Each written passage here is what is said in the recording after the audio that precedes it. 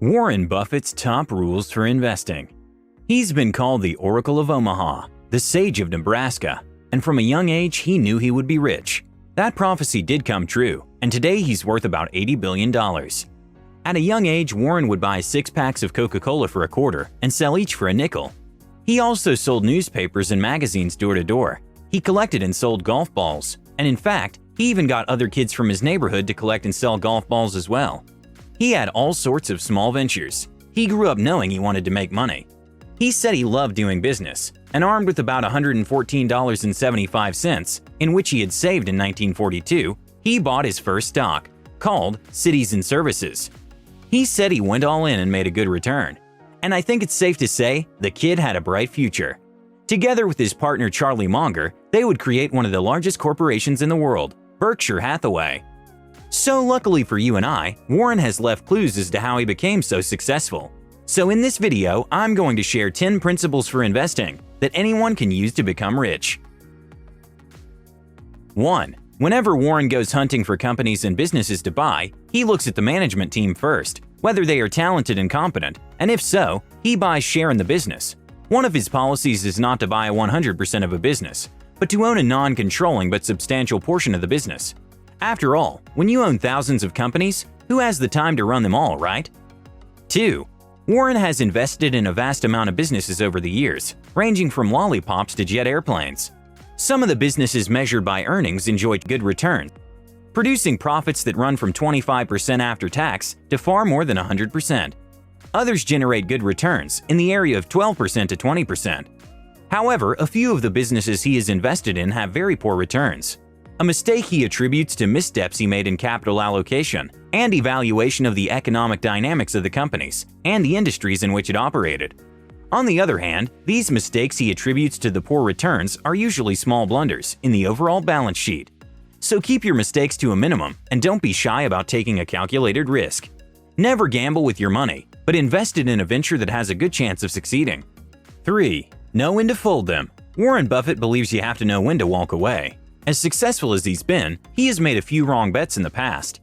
The trick to long-term investing, he says, is to know when to walk away.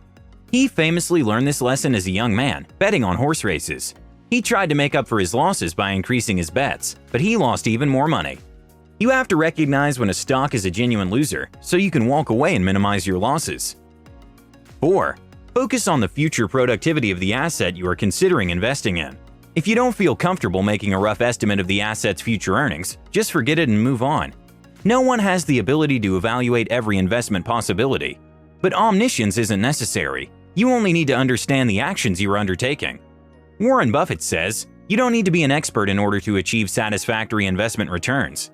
However, you must recognize your limitations and follow a course certain to work reasonably well. Keep things simple and don't swing for the fences. When promised quick profits, respond with a quick no. 5. When investing, if you focus on the prospective price change of a contemplated purchase, you are speculating. There is nothing improper about this though, but you should be skeptical of people who claim that they can accurately predict the future price of a stock with no solid evidence to prove so. Half of all coin flippers will win their first toss, but none of those winners are assured of profits if they continue to play the game. The fact that a given asset has appreciated in the recent past is never a reason to buy it. 6. Dividend stocks are great investments. Warren Buffett loves stocks that pay dividends, as do most investors. His company receives millions of dollars each year from dividend-paying stocks. Dividends are a great perk for buying a company, as it usually shows the company's finances are in good shape to pay its investors a part of their profits. Buffett likes companies that have a long history of paying out dividends. These stocks might not make you a lot of money quickly, but their dividend, if reinvested, should make you a lot of money after a few years. 7. Don't keep watching your stocks daily. In Warren's annual report he wrote, "With my 2 small investments, I thought of only what the properties would produce and cared not at all about their daily valuations." Games are won by players who focus on the playing field, not by those whose eyes are glued to the scoreboard. If you can enjoy Saturdays and Sundays without looking at stock prices, give it a try on weekdays. Forming macro opinions or listening to the macro or market predictions of others is a waste of time. Indeed, it is dangerous because it may blur your vision of the facts that are truly important, such as the annual report of the business, future plans if they have any, the management team, are they competent or not, such things. 8. Emotions aside. Owners of stocks, however, too often let their emotions and irrational behavior of their fellow owners cause them to behave irrationally as well. Because there's so much chatter about markets, the economy, interest rates, price behavior of stocks, etc., that you are overwhelmed and end up making irrational decisions. Some investors believe it is important to listen to pundits, and worse yet, important to consider acting upon their comments. People too often become frenetic when they hear chit-chat about an inside trade or a deal they just cannot miss out on. And worst of all, they act on this false information, without putting any time to research whether there's any merit in this tip. Never take investing advice from someone who doesn't have a clue about investing. The point is, do not make life-changing financial decisions predicated on tips or rumors you might have overheard. Do not take investing advice from friends and people who know nothing about investing or the stock market. If your best friend or coworker is advising you to invest in a particular stock or business, don't just jump into it. Critically analyze the information he or she is providing you. Ask them where they got the info from and who gave it to them. It might actually be a good tip. But first, do your own due diligence before investing. Warren Buffett believes you need to divorce your mind from the crowd, he said. It's tough, but you have to speak out from the pack by developing your own investing strategy based on your knowledge and experience. Warren Buffett said, to be a successful investor, you must divorce yourself from the fear and greed of the people around you, although it is almost impossible. 9. A flash crash or some other extreme market fluctuation is really bad for your average joy. But it seldom hurts a seasoned investor, because while other people are seeing red flags and smoke everywhere, all a seasoned investor can see is opportunity. Indeed, tumbling markets can be a great opportunity to the true investor if he has cash available, so always have a reserve for such moments. Warren wrote, "A climate of fear is your friend when investing. A euphoric world is your enemy. Never buy at a premium. Always have cash laying around for such times, because the market will bounce back. It always does." 10. When Warren and Charlie buy stocks, they think of it as a portion of the businesses. Their analysis is very similar to that which they use in buying entire businesses. They first have to decide whether they can sensibly estimate an earnings range for a 5-year period or more. And if the answer is yes, they will buy the stock or business if it's selling at a reasonable price in relation to the bottom boundary of their estimate. If, however, they lack the ability to estimate future earnings, they simply move on to other prospects. Warren Buffett said that in the 54 years he and Charlie have worked together, they've never foregone an attractive purchase because of the macro or political environment or the views of other people. In fact, these subjects never come up when they make decisions. So don't let small circumstantial issues hinder you from making a good investment. 11.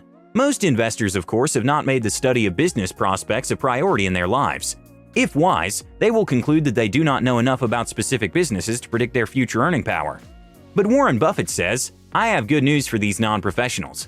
The typical investor doesn't need this skill. In aggregate, American businesses have done wonderfully over time and will continue to do so, though most assuredly in unpredictable fits and starts."